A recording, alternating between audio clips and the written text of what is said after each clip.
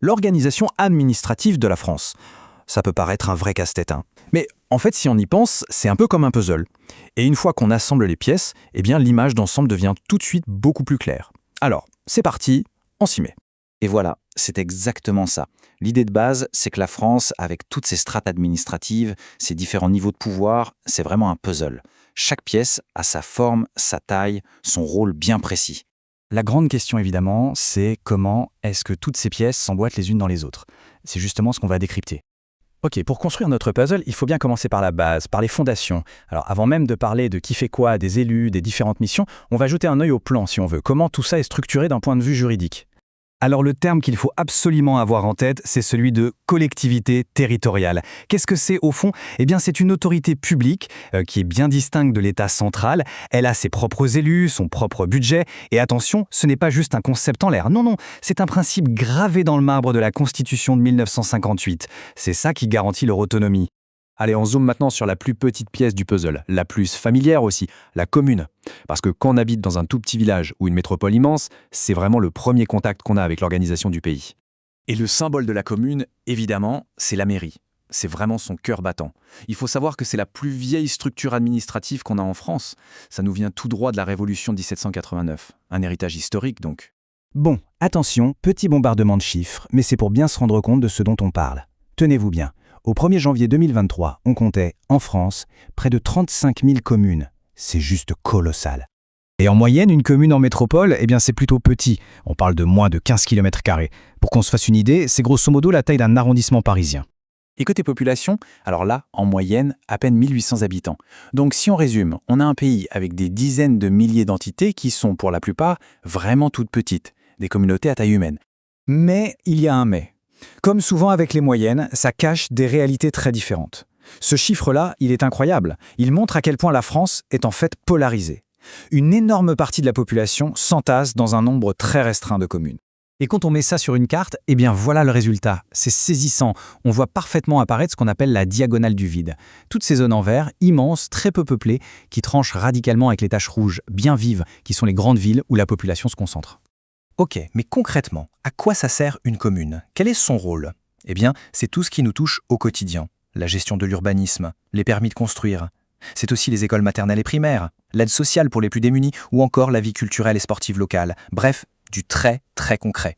Voilà pour la base du puzzle. Maintenant, on remonte d'un cran. On va s'intéresser à une autre pièce maîtresse, une pièce chargée d'histoire, le département. Et l'histoire du département, elle est vraiment passionnante. Il faut se replonger à l'époque de la Révolution. L'idée, c'était de faire table rase du passé des vieilles provinces du royaume. Alors hop, en 1790, on crée 83 départements. Et quelques années plus tard, en 1800, c'est Napoléon qui ajoute une pièce essentielle, le préfet. Son rôle, être l'œil et le bras de l'État dans chaque département pour que la loi de Paris soit appliquée partout, de la même façon. Et c'est ça le point clé à comprendre. L'objectif était purement politique et philosophique. On voulait un territoire unifié, rationnel, fini les privilèges, les coutumes locales. L'idée, c'était de bâtir un État moderne où la loi est la même pour tout le monde, qu'on habite à Lille ou à Marseille. Et ça, regardez, c'est juste incroyable. À gauche, on a un des premiers projets, une France découpée en carré parfait. C'est l'idéal rationnel poussé à son extrême. Et à droite, la carte qui a été retenue en 1790. Et là, on voit bien le compromis génial qui a été trouvé entre cette logique et la géographie tout simplement. On a suivi les rivières, respecté les montagnes, tenu compte des villes existantes. On avance dans le temps. On va maintenant parler d'une pièce qui, elle, est beaucoup plus récente, mais qui est devenue absolument centrale ces dernières années. Une pièce qui a complètement rebattu les cartes du pouvoir, la région.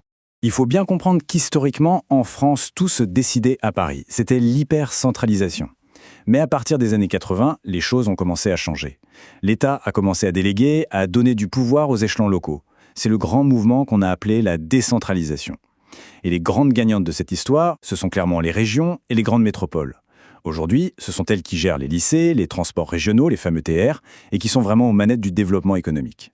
Bon, maintenant qu'on a toutes nos pièces principales sur la table, communes, départements, régions, on va voir comment les créateurs du jeu ont prévu qu'elles s'emboîtent. Alors ce grand mécano repose sur quelques règles du jeu. D'abord, l'autonomie. Chaque niveau est indépendant. Ensuite, un mot qui peut faire un peu peur, la subsidiarité. Mais en fait, c'est très simple. L'idée, c'est que la décision doit être prise au niveau le plus proche et le plus pertinent. Si la commune peut gérer un problème, ce n'est pas la peine de faire remonter ça au département ou à la région. C'est l'efficacité avant tout. Et enfin, la complémentarité, évidemment, pour que toutes ces pièces travaillent main dans la main. Et voilà, la boucle est bouclée. On revient à notre image du début. De la petite commune rurale à la grande région super puissante, on comprend mieux maintenant que chaque pièce, vraiment chaque pièce, a un rôle bien défini à jouer dans ce grand puzzle français.